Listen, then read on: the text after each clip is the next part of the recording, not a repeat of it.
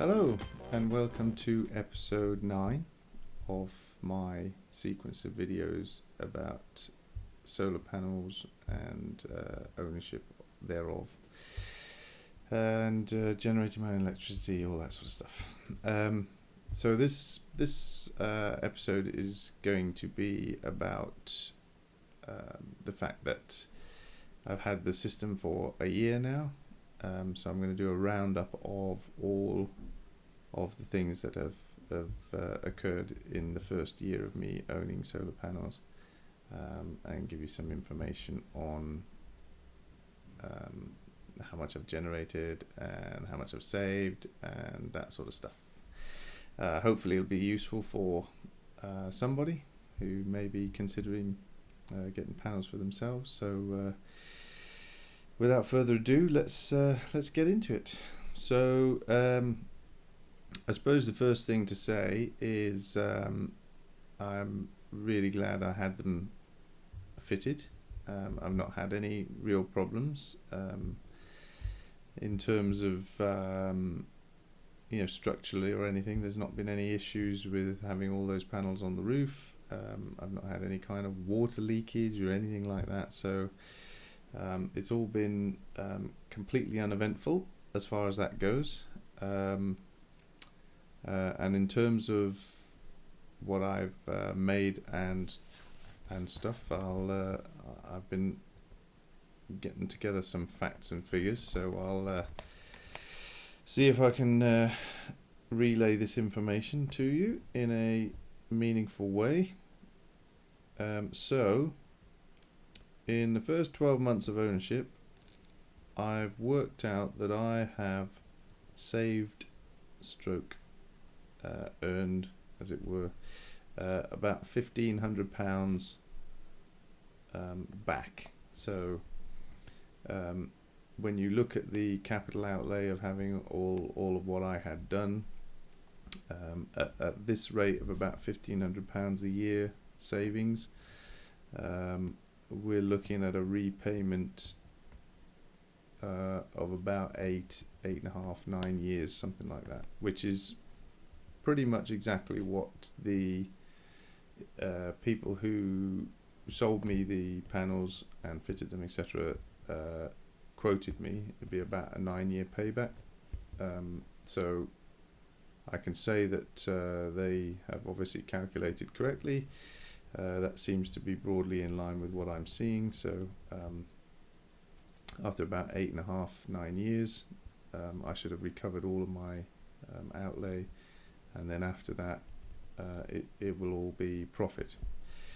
I'd just like to add that's not the reason I had these fitted, though. For me it was more about an interest in the technology and trying to be green. I wasn't so bothered about using it as an investment, but for those people out there who may be considering it purely as an investment or whatever, then there you go. That does show that if you've got the money to outlay initially, it's a good long-term investment. The next thing is total generated. So in the 12 months we've had it, we have generated 5,900 kilowatt hours of electricity. So I suppose that's actually 5.9 megawatt hours. Yeah. Anyway, it's quite a lot. And of that, we have used ourselves about 62.5% of that, and we exported about 37.5% of that to the grid. So we're using almost 2/3 of what we produce, which is good. I mean, ideally I'd like to get that even higher, but that's pretty good going, I think. It's obviously picked up a lot in the second half of the year since we bought the electric car. That has helped me to dump a lot more of the spare power when it's available. but obviously I've still got the issue of I'm at work during the day, and so there's still power going spare, and I can't put it in the car because I'm using the car. So I think long-term solution for that would probably be to get a second car, and then one of them could always be left at home, so there'd always be some capacity available to dump spare power into. But that's for another video. Let's see what else we've got here. Okay, according to the inverter manufacturer's website that also keeps track of a lot of my data generated from my inverter, we have offset about 6 tons of carbon in the first 12 months. I'm not quite sure exactly what that equates to in terms of being good or bad, but that's what it says. And apparently it's the equivalent of having planted 17 trees, which is good. What else have I got here? Okay, yeah. In terms of direct, the money that we saved, I said it was about £1,500. About £700 of that is money that we've received for feed-in tariff from the government. About £420 of that is in terms of just purely savings on our electricity bills. There was also an amount in terms of saving on my gas bill, because obviously when I've got spare power I'm dumping it into the immersion tank, so when the gas heating comes on to heat the hot water later in the day, it's already hot, and so I'm saving some money on gas. So that some of that is I haven't been able to accurately calculate what that is, but it will have an effect. And that's about it. I haven't included savings in terms of using electric in the car instead of petrol, because I kind of associate that more with the cost of the car rather than the solar panels. So and while I'm on the subject of the car, since we obviously only owned the car for about half of this first year of owning the solar panels, but in that time we have put about 1,340 kilowatt hours of solar power into the car. Now that's only the solar electricity we put into the car. That's not including when I've charged the car from the mains, which we do occasionally because there's not enough sunlight, particularly in the winter months, that we're getting into now. We're finding we're having to charge the car from the mains at night, but it's still cheaper than petrol. But anyway, yeah, so in terms of actual solar power going into the car directly, that's 1.3 megawatt hours, and based on my rough calculations, that equates to about 3,100 miles of electric usage. So I've got 3,100 miles of driving in the car for absolutely no cost and and zero emissions. I mean, genuinely zero emissions, because it's coming from my solar panels. That being said, when we charge it from the mains, we're on a green tariff anyway, so all of our electricity is renewables generated. So even when we do fill the car up from the mains, it's still green anyway. Okay, so that's about all I've got in terms of the stats. I've also got a graph which I have got here. You can see this now. So here you can see the first year of usage graph from my electricity supplier, compared to the previous year, the year before I had solar panels, which are the little yellow bars.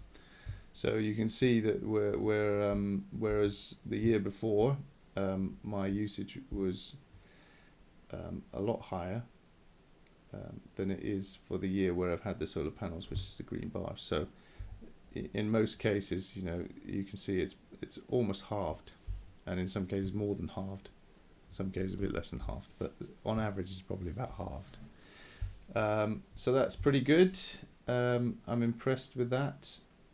Obviously I'd like to get that down even more if I could, and realistically the only way I can do that would be to get more house batteries, and that would certainly get a lot of those summer bars right down to virtually nothing.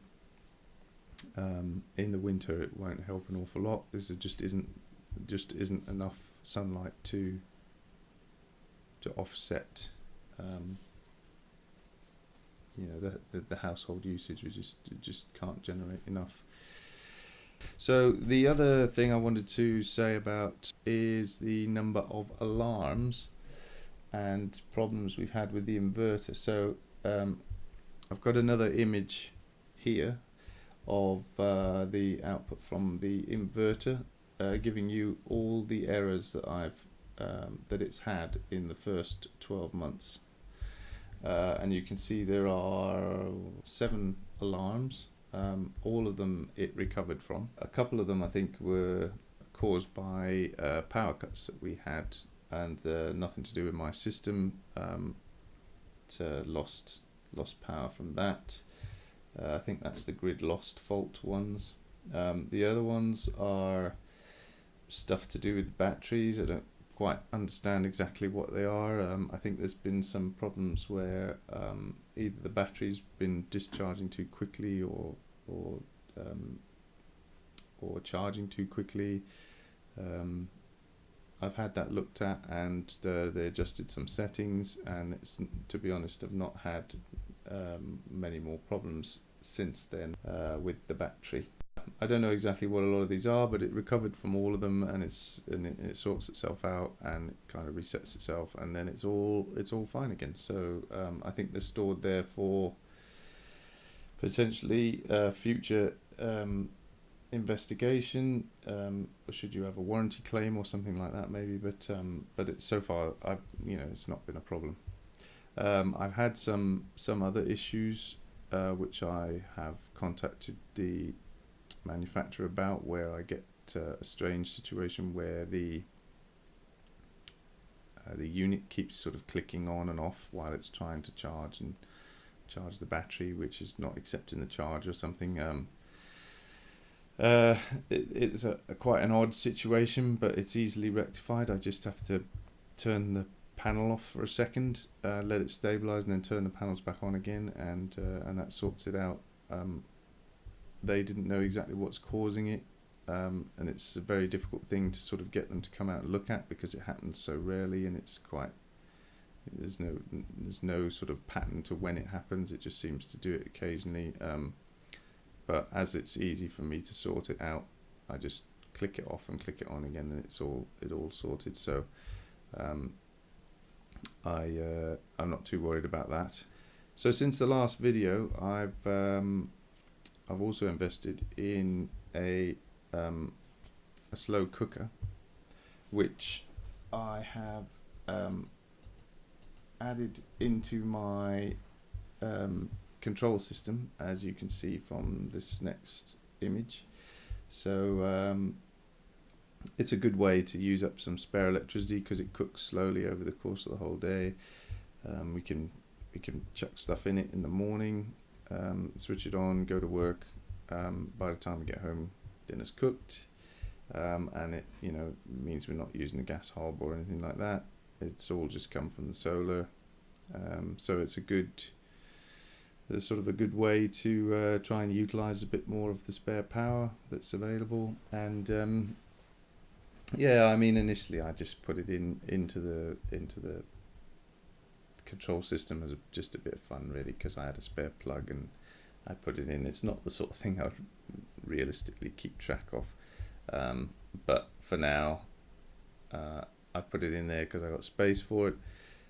In the future, if we get another electric car, that plug that I've got that used for will be controlling the other electric car, and I'll swap the image out for an image of another car or whatever. So that I would want to keep track of really, but for now, as I had the plug going spare, I put it in.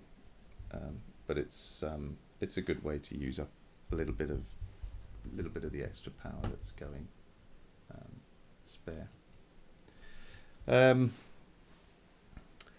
So that's pretty much it for the first year of ownership.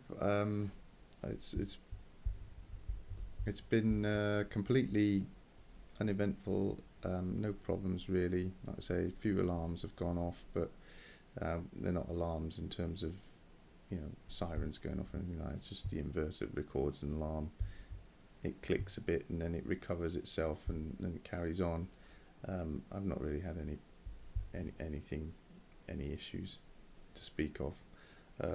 That's the big inverter. That is the one that actually charges the house batteries and stuff. My other inverter, which is a small one, I've not had any issues with that at all. I mean, you just wouldn't know it's there. It's quietly doing its thing day after day, and there's just not been any kind of an issue at all. So there you go, about £1,500, like I say, in the first year in terms of savings and payments, and we're looking at about 9 years before my investment is paid off, and then after that we're just going to get an income from it for the next 11 years or whatever it is, until the system reaches the end of its life or whatever. So I came across a channel called Fully Charged, which if you've come across my channel and you're interested in solar and wind and just any kind of renewables and electric cars and all that sort of stuff, go and check out Fully Charged YouTube channel. It's really great source of information and reviews of technology and cars and bikes and everything to do with renewables and stuff. It's really well done, and can't recommend it enough. I found it thoroughly interesting. Other than that, the next video I'll be making, I'm not sure when that will be, but I've still got some more things that I've got sort of lined up that I need to look into. My system has been having a few problems with the green style controllable plugs that I've got.